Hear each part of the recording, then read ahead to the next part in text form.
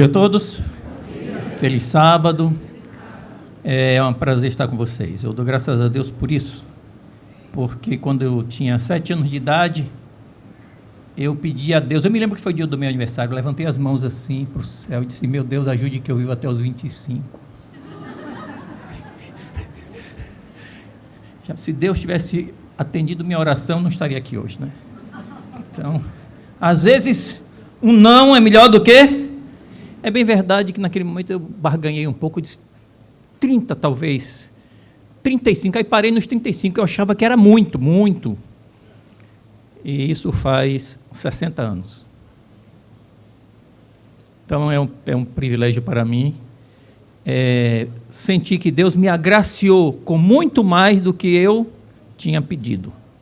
E assim é o nosso Deus, Ele nos agracia, Ele nos abençoa muito mais do que aquilo que nós pedimos.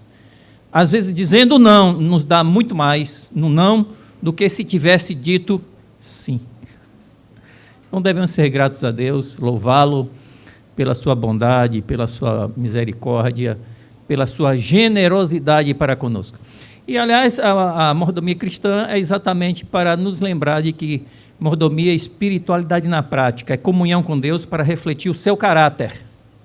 Como bem falou o pastor aqui à frente, pastor Denis, é uma forma de comunicação, de comunhão, e pela comunhão com Deus nós somos transformados.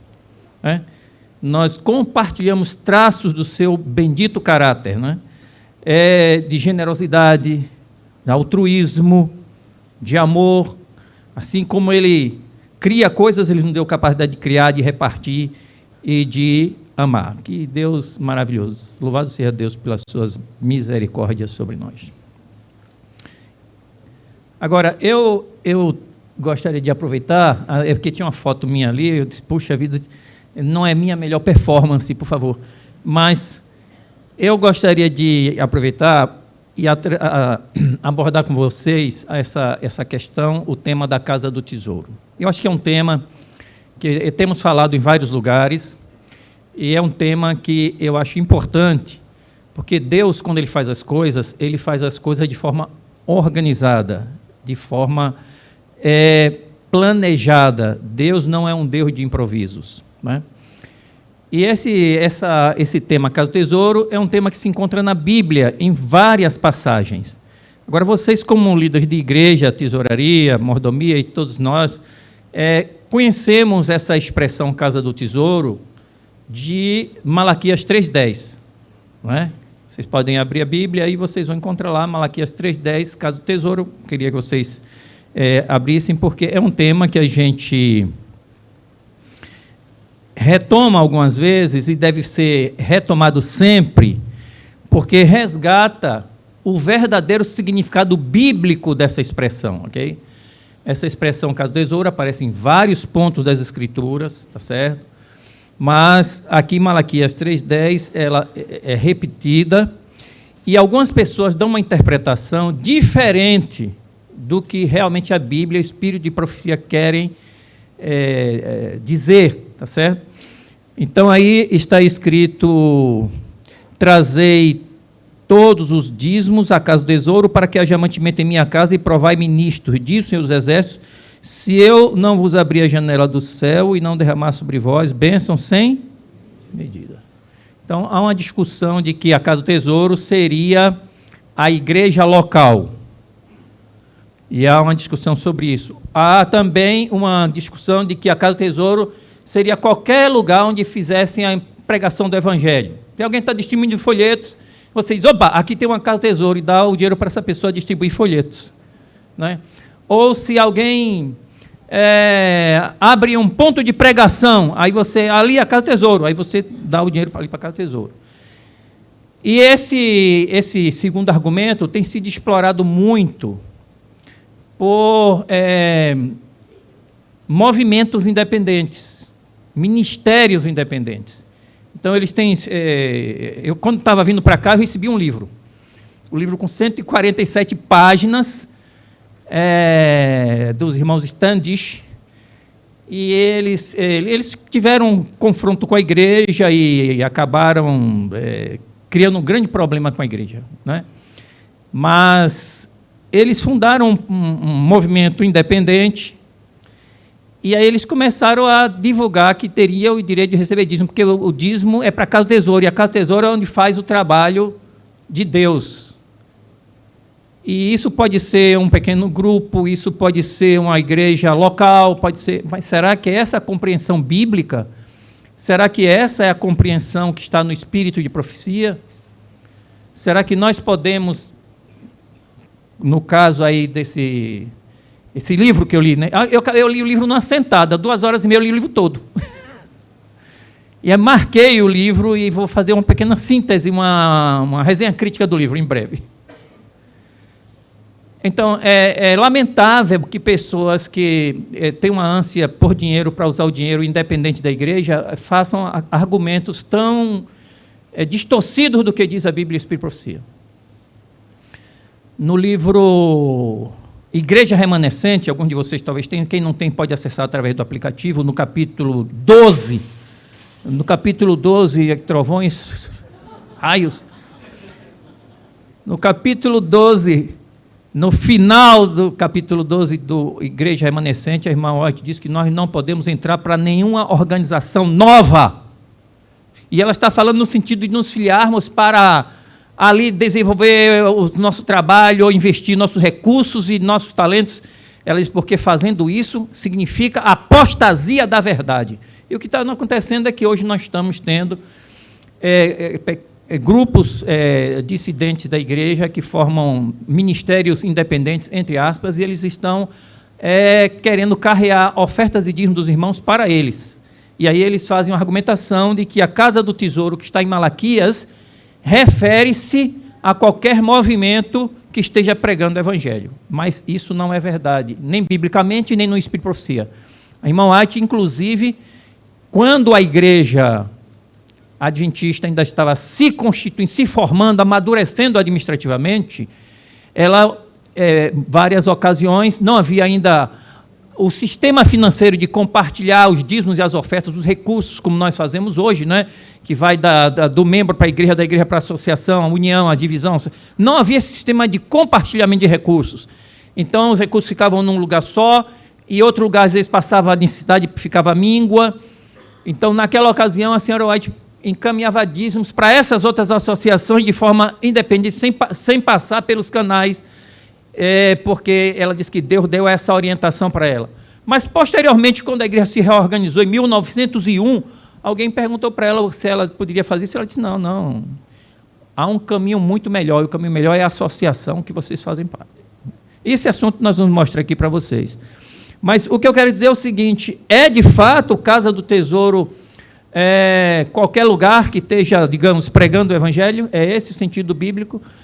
Bom, primeiramente, eu vou citar aqui alguns textos para vocês, mas depois vocês poderão verificar, porque o tempo não permite fazer uma apresentação mais detalhada, né? Nós temos 35 minutos, né, pastor? 26 minutos. Mas em Deuteronômio capítulo 12, versículo 1 a 7, você tem Deus dizendo que não é para fazer como os pagãos, quando eles entrassem em Canaã, que os pagãos faziam seus sacrifícios e faziam suas orações debaixo de qualquer árvore verde, em qualquer monte, eles faziam sua adoração, e ali eles faziam seus sacrifícios, ou suas oferendas.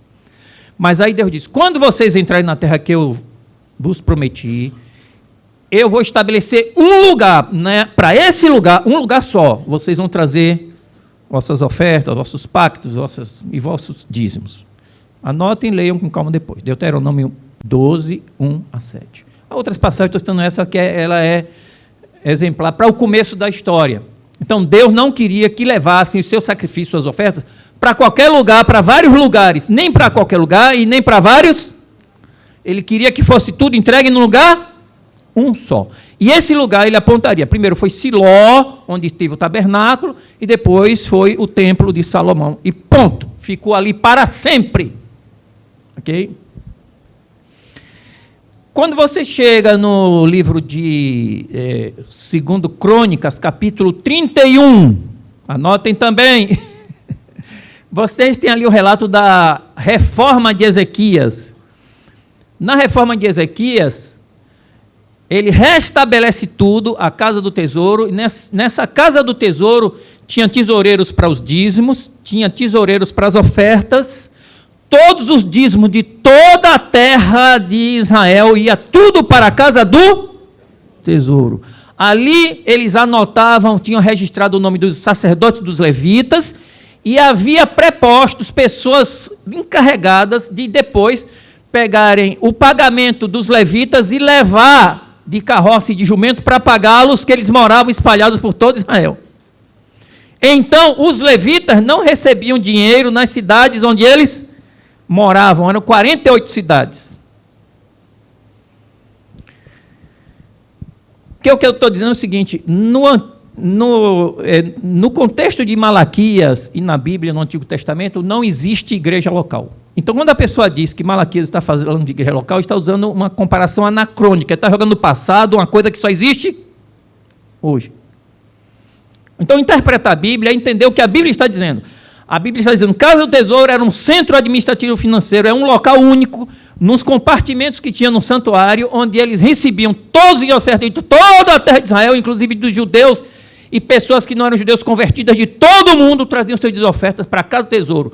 Na Casa do Tesouro ali ficava, e dali os tesoureiros administradores daquele centro administrativo distribuíam para fazer pagamento a todos os pastores e para manter o templo. Então, uma pessoa que lê a Bíblia e diz que aqui trata-se de igreja local e algum ministério independente, ou então uma pessoa que está ali está falando, inventando uma coisa e colocando dentro da Bíblia, e não pegando a Bíblia para entender o que ela está realmente dizendo. Eu vou aproveitar e avançar um pouquinho aqui. Essa ideia que está em 2 Crônicas 31, vocês leiam com calma lá, vocês vão ver, a Bíblia diz que tudo que Ezequias fez foi de acordo com a vontade, com os mandamentos de Deus, e ele fez e prosperou, porque Deus aprovou o que ele fez. Então, ele não estava inventando um novo sistema administrativo. Então, assim, quando Israel saiu do Egito, no ano 1440, vagueou 40 anos no deserto, entrou em Canaã no ano de 1400 anos antes de Cristo, e esse sistema foi estabelecido e ficou até que o santuário foi destruído e Israel foi expulso de sua terra. Então, é o único sistema administrativo financeiro que nós encontramos na Bíblia que durou tanto tempo e foi estabelecido diretamente por Deus. Vai ter um lugar, e nesse lugar vocês trarão seus dízimos e suas ofertas. Não vai fazer igual os pagãos, não, que entrega aqui, entrega ali, embaixo de qualquer árvore, em cima de qualquer morro. Nós, adventistas, não entregamos nossos dízimos, nossas ofertas em qualquer morro e debaixo de qualquer árvore. A Casa do Tesouro é um centro administrativo da igreja. Esse é o pensamento de Ellen White. Eu estou resumindo aqui, esses seminários interessantes. Quando eu comecei a fazer, eu fazia em 3 dias, com 2 palestras por dia. Depois virou um dia com 3 palestras. Depois virou um dia com 2 palestras de 1 hora. Agora virou um dia com 2 palestras de 30 minutos. Eu quero saber o milagre, porque existe o milagre da multiplicação, agora é o milagre da compactação, certo? Então, vamos ver aqui. Então, Malaquias 3,10, ele está falando do sistema administrativo financeiro lá de Ezequias, e que ele foi restaurado novamente quando o povo veio do cativeiro babilônico. Neemias foi um dos líderes que restaurou os muros e o templo depois que voltaram do cativeiro, certo? Ou errado? É um certo tão fraco, é um certo tão fraquinho, que parece que está errado. Foi certo ou errado isso? Eu disse assim, não pode, vocês que são líderes de igreja, sem ter convicção das coisas. Porque o pessoal pega a passagem de Espírito Profecia e da Bíblia fora de contexto e cria maior balbúrdia. Então vocês têm que ser gente, entendeu?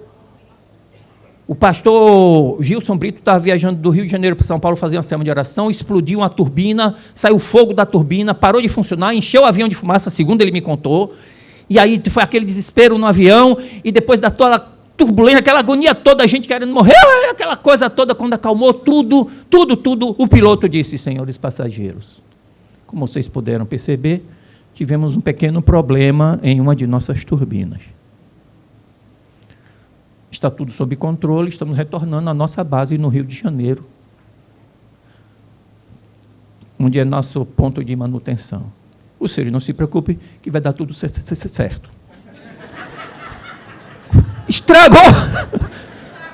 Estragou tudo, irmãos. Não pode gaguejar, não pode ter dúvida. Vocês são líderes. Vocês têm que ter convicção. Senão a pessoa vem lá mostrando... Tem gente provando que o dia de guarda é o sábado ou é o domingo e não o sábado. Onde isto está? O camarada vem, não, o dia de guarda é o domingo. Quando na Bíblia nem uma passagem fala isso. Mas as pessoas conseguem, tem gente, porque aí tem gente que fica abalada, porque ela não tem compreensão, e falta de compreensão resulta em falta de Então, Malaquias, ele é contemporâneo de Neemias. E ele estava reconstruindo o templo no Zorobabel para restaurar o serviço do santuário. E aí ele faz a mesma coisa que Ezequias fez, ele restaura a casa do tesouro, ele restaura o depósito de dízimo, o depósito de oferta, ele nomeia os tesoureiros com seus superintendentes, ele faz novamente a recontratação dos levitas na folha de pagamento, igual a associação faz. Na realidade, eles tinham uma associação funcionando na casa do tesouro. A casa do tesouro era uma associação junto do templo. Havia o lugar da adoração, e no pátio havia os depósitos que tinha tesoureiros, tinha superintendentes que faziam registros, anotações, tinha anotação de quem era o sacerdote, qual é a mulher do sacerdote, quantos filhos ele tinha. Leiam as passagens que eu indiquei e vos convertereis. Bom, então aí está Malaquias e Neemias, que eram contemporâneos, ok? Então, por que Deus estabeleceu o sistema da casa do tesouro nos tempos bíblicos e também hoje na igreja com estruturas tão semelhantes? Hoje, da mesma forma, na igreja adventista, porque o pessoal diz assim, por que não manda todo o dinheiro direto para a associação geral? Naquele tempo, a casa do tesouro em Israel era um país do tamanho de Sergipe, então dava para ter uma casa do tesouro ali, tudo ia para o lugar só. Hoje você tem uma igreja, o Israel de Deus cresceu e tomou o planeta Terra. E glória a Deus. Então, a associação geral não podia ficar só ali, ela tinha que ter uniões. Aliás, no início, se vocês leiam por misericórdia, leiam. Quando a igreja começou, a associação geral controlava tudo, mas depois se percebeu que ela não dava conta, a igreja cresceu muito, então precisou de associações. Aí as associações se multiplicaram muito, a associação geral não dava conta, então começaram a amarrar demais.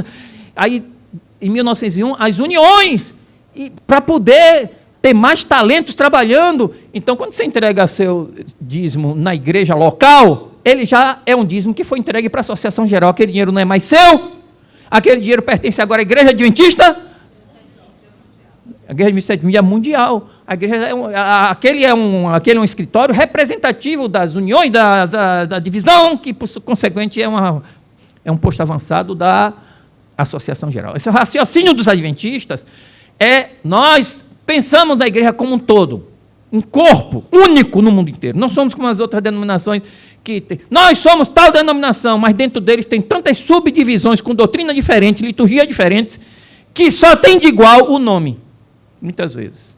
E algumas doutrinas de conexão, certo?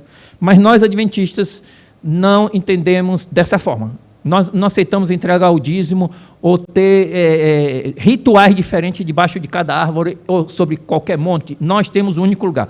Deus estabeleceu, então, Jerusalém com a casa do tesouro. O templo estava ali. Esse mapinha que eu peguei da internet, ele está ensinando o seguinte, essas bolinhas pretas são as cidades dos levitas. As bolinhas pretas, nós sabemos exatamente onde elas estão, porque em Josué capítulo 21, dá pontos geográficos que dá para localizar exatamente a cidade, ok? E lá diz no verso 41 que eram 48 cidades, são milhares de levitas. Esses levitas, aos milhares, todos eles tinham o seu nome, o nome da mulher e o nome dos filhos registrado na casa do tesouro. Casa do tesouro não era um depósito para tocar a coisa lá dentro, não, gente. Era um sistema organizado, estruturado, como nós temos as nossas associações estruturadas. A igreja adventista, ela pega os princípios da Casa do Tesouro e aplica às nossas realidades atuais, ressalvando-se as diferenças históricas, culturais, mas nós temos os mesmos princípios. Então, o que acontece?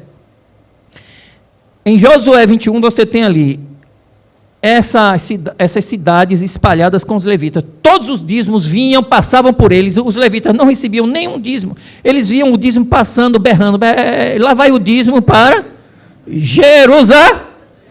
eles não ficavam com o dízimo. Passavam as carroças todas por eles. Iam tudo para... Lá era contabilizado, transformado em moedas, em ouro, em prata, ou aquilo que podia já era redistribuído. Leiam os textos que eu dei, está tudo aí. Explica direitinho essa questão. Depois do cativeiro babilônico, depois do período de Neemias, ainda surgiu uma novidade, porque aqui os levitas faziam casamentos, faziam sepultamentos, eles ensinavam a palavra, diz Malaquias capítulo 2, que eles fizeram um bom trabalho, porque havia um concerto entre Deus e os levitas, eles fizeram um bom trabalho ensinando a lei e desviaram muita gente do erro. Então, eles ensinavam, eles pregavam, eles faziam casamentos, faziam sepultamentos, faziam uma série de rituais aqui, ensinavam as pessoas. Mas eles não recebiam dízimo aqui, nas suas cidades, nas suas comunidades locais. É simplesmente isso. Todos os dízimos iam direto para o tesouro. Então, não havia entrega local desse negócio aqui. Depois do cativeiro babilônico, veio mais um elemento novo, que foram as sinagogas. As sinagogas foram abertas, tinha a sinagoga em Cafarnaum, lá a banda da Galileia, tinha sinagogas ao redor de Jerusalém, no sul, no norte, leste.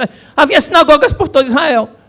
Nas sinagogas se pregava a Bíblia, não é? As pessoas cantavam hinos de louvor, faziam o culto, mas não se entregava uma moeda naquela sinagoga. Todos os dízimos e ofertas iam para a casa do tesouro.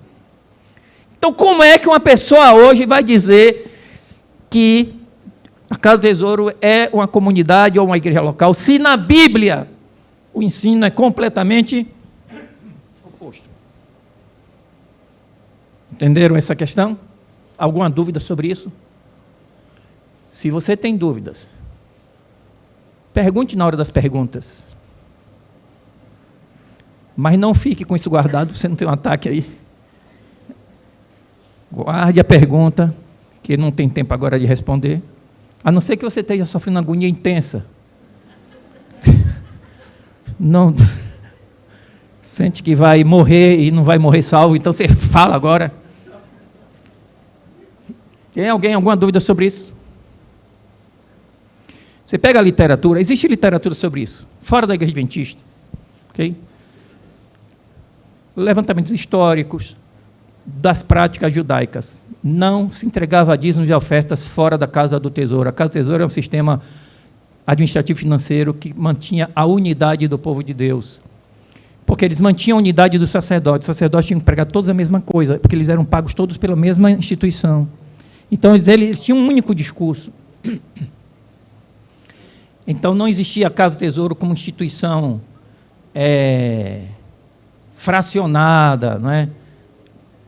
Fragmentada. Existia uma única Casa do Tesouro e um único povo de Deus. Entre os adventistas, a mesma coisa.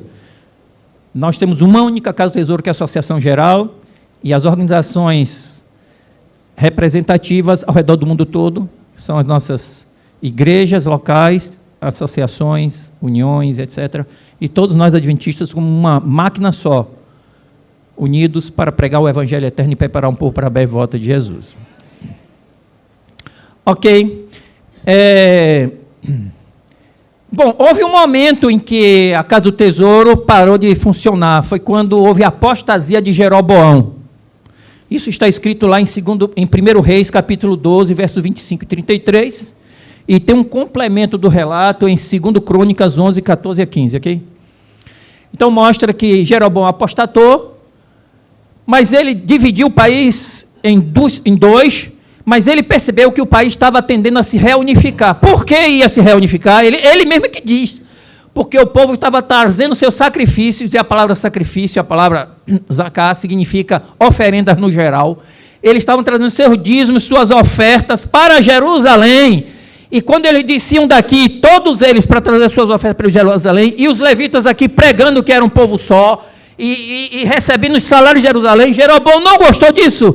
Aí ele proibiu o povo de descer, botou um bezerro de ouro aqui, botou outro bezerro de ouro lá, construiu em cima dos morros, igrejinhas e templos, chamou gente que não era formado em teologia, nem era aprovado pela igreja adventista, e botou para pregar lá e ganhar um trocado, como ministério independente. E essas pessoas começaram a receber dinheiro. Só que com o passar do tempo elas foram misturando a religião verdadeira com suas próprias ideias e com o paganismo. E aí houve um processo de apostasia irreversível nessa área toda. Por quê? Porque eles se desvincularam da casa do tesouro. E aí eles não ouviam mais a pregação, não davam mais importância à pregação dos levitas. Porque os levitas, quando aconteceu isso, eles foram expulsos e passaram a trabalhar só aqui nessa região. E essa região continuou ouvindo a pregação que Deus queria. E cá em cima ouviam a pregação que eles queriam. Há uma diferença entre você ouvir a pregação que Deus quer e você ouvir a pregação que você quer. Vejam. Leiam depois e vocês vão ver a triste e lamentável história de Jeroboão. Isso está nos livros da igreja à vontade. Eu sintetizei aí 3 citações numa só para compactar o seminário de 3 dias em 30 minutos. A participação de cada... Leiam comigo, aliás, porque aí vocês sentirão mais de perto, né, o calor das palavras. A participação de cada membro nas diversas instâncias, desde a igreja local, passando pelas associações, uniões e a associação geral a organização da igreja em uniões e através delas Deus seria acessível a todas as igrejas.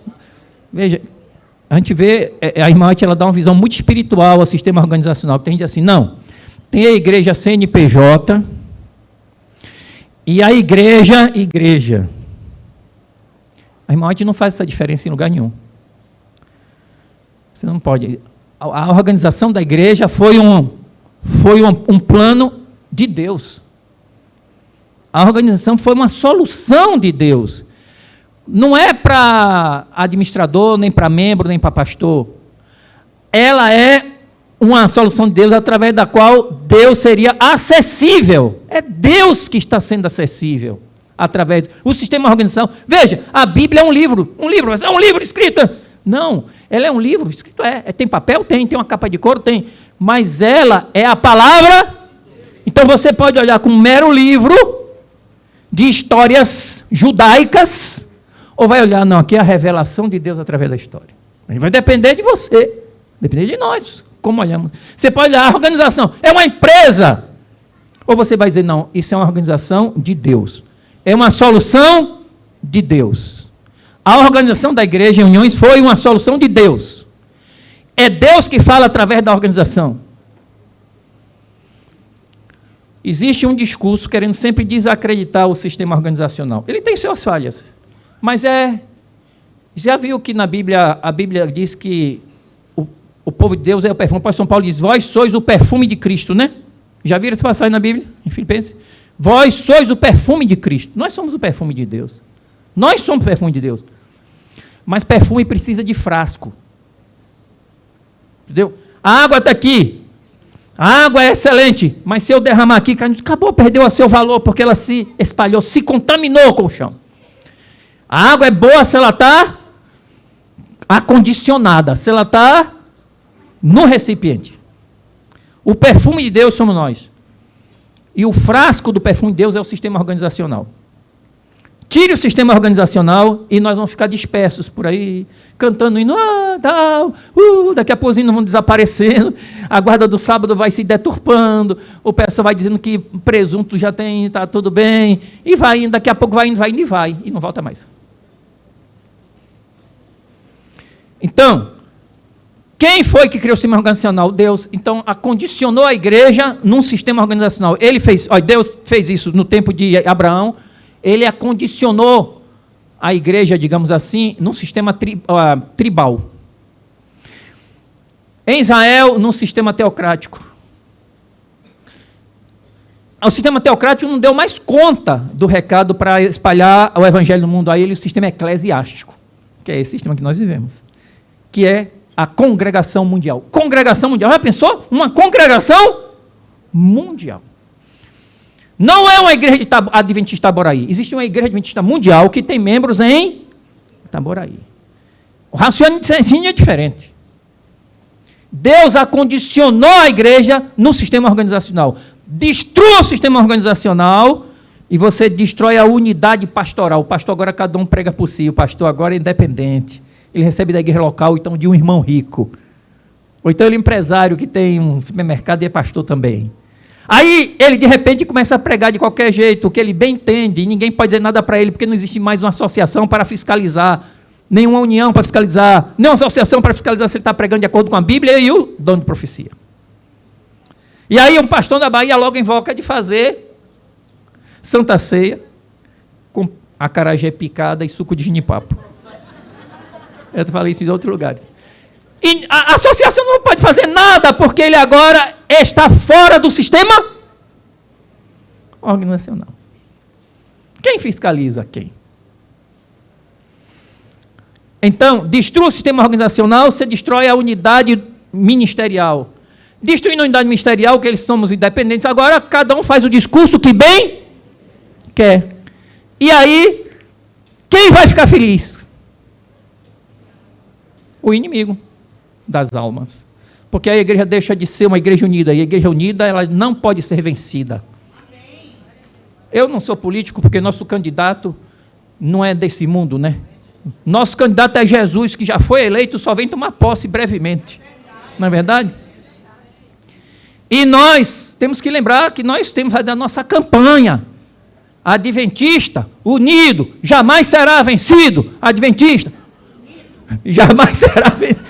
Nós não podemos permitir que o inimigo, por quaisquer motivos pessoais, de insatisfação, ou erros administrativos, ou erros locais, de membro, de pastor, nós não podemos permitir que essas contingências humanas tirem o foco da nossa missão maior, que é servir a Jesus.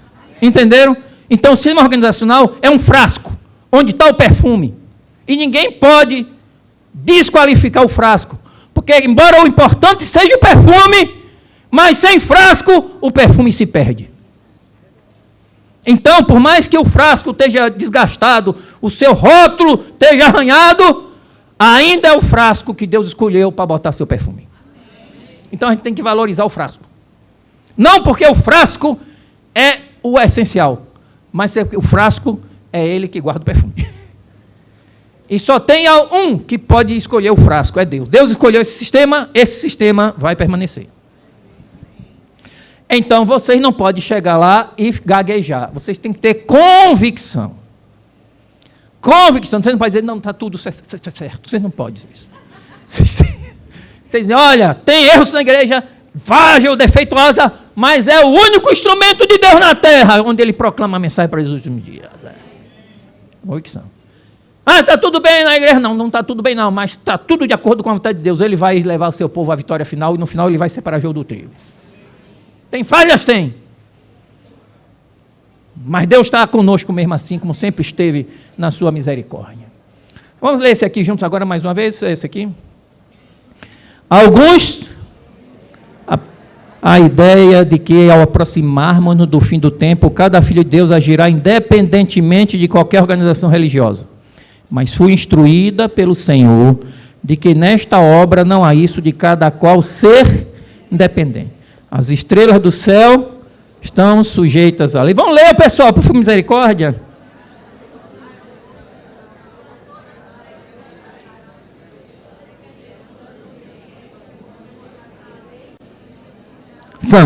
E para que a obra do Senhor possa avançar sadia e solidamente, seu povo deve o quê? E não fazer movimentos paralelos concorrentes. E o pior de tudo, que ficam criticando, atacando e difamando a igreja. Então, se algum de vocês já foi encontrado, assediado, encontrado por esses movimentos, por mais que eles tenham um chifre de cordeiro, na verdade, aquele chifre é de outro. Não é de cordeiro. Sim. Vou aqui avançar para mais uma... Eu vou ficar na minha tradição de sempre, eu passo, eu não sei se é uma questão de defeito, é porque eu sou aposentado, não devo muita satisfação. Eu sempre passo 5 minutos do horário, 10, então vocês me perdoem, enquanto eles não me tirarem daqui da frente, eu vou acabar o assunto, você. Vai ser o mais rápido que eu posso. Eu prometo, pastor, não se escandalize nem me condene, tá certo? A unidade é a força da igreja. Satanás o sabe, emprega toda a sua força para introduzir dissensão. Ele deseja ver falta de harmonia entre os membros da igreja de Deus. Deve ser dada a maior atenção à questão da... Agora, eu vou fazer um pequeno comentário para encerrar aqui.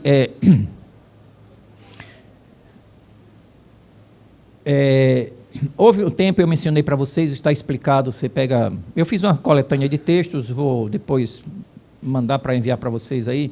É sobre a questão da organização. Se vocês forem ler, por exemplo, no livro Igreja Remanescente, ou Testemunhos Seletos, volume 9, principalmente tem um capítulo dedicado à organização,